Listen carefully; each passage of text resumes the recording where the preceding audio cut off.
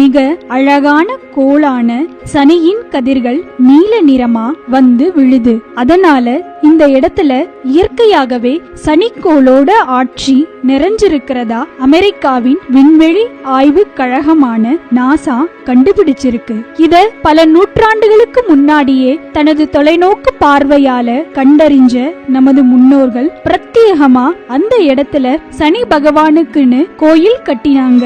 அப்படி புகழ் பெற்றதுதான் பாண்டிச்சேரியை அடுத்திருக்க திருநள்ளாறு சனீஸ்வரன் கோவில். தர்பை புல்லாலான காட்டுல சுயம்பு மூலவர் எழுந்ததால தர்பாரண்யேஸ்வரர்னு அழைக்கப்படுறாரு. அம்பாள் பிராணேஸ்வரி. நவகிரகங்கள்ல ஈஸ்வர பட்டம் பெற்ற சனி பகவான் இங்க சிவனை வணங்கி பேரு பெற்றதால இது சிவன் கோயிலுங்கிறது மறைஞ்சு சனீஸ்வரர் கோவில்னே பிரபலமாயிடுச்சு. ஒருவரின் ஜாதகத்துல மங்கு சனி, பொங்கு சனி, கண்டச்சனி, ஏழரை சனின்னு விதவிதமா சனி பகவான் வந்து அமர்ந்து ஆட்சி செய்யும் காலங்கள் இருக்கு. இப்படி சனியின் பீடித்தலால எவ்வளவு பெரிய பிரச்சனைகளுக்கு ஆளானவங்களும் இங்க வந்து நல தீர்த்தத்துல நீராடி களி தீர்த்த விநாயகருக்கு தேங்காயை உடைச்சு எள்ளெண்ணெய் தீபமோ ஏற்றி சனி பகவான வழிபட்டா கஷ்டம் தீருங்கிறது வரலாறு.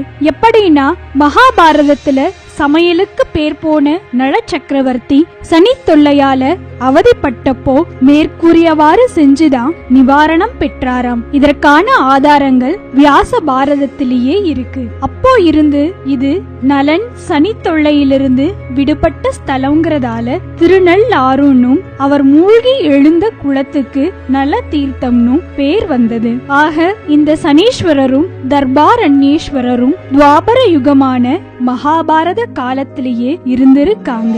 இருந்தாலும் கோவில் 7ஆம் நூற்றாண்டுல தான் விரிவா கட்டப்பட்டிருக்கு. அதிசயமா இந்த கோவில்ல நந்தியும் பலிபீடமும் சுவாமிக்கு எதிரே இல்லாம ஒதுங்கி இருக்கு. இது கோயிலுக்கு பால் அளந்து கொடுத்த ஒரு இடையனுக்கு சிவன் காட்சி தந்ததால ஏற்பட்டதாம். திருநள்ளாறுல சனி பகவானுக்கு ஈடா ராஜகோபுரத்தின் முதல் படியும் மரியாதை பெறுது. தர்பாரண்யேஸ்வரருக்கு அஞ்சி சனி பகவான் நலனை விட்டு நீங்கி முதல் படியிலேயே தங்கிட்டாராம். அதனால இப்பவும் கோயிலுக்கு உள்ள போறவங்க படிய தொட்டு வணங்குறாங்க. தவிர தேவர்களின் தலைவனான இந்திரனுக்கு சிவபெருமான் புத்திர பாக்கியத்தை கொடுத்த இடமும் இதுதான். சில ஆண்டுகளுக்கு முன்னாடி நாசா பூமியை சுற்றி வர அனுப்பிய ஒரு செயற்கைக்கோள் திருநள்ளாறு வந்தவுடனே திடீர்னு ஸ்தம்பித்து போயிடுச்சான். இதுக்கு காரணம் சனி கோளின் நீல நிற கதிர்வீச்சுகள் இங்க நேரடியா பாயுறதா நாசா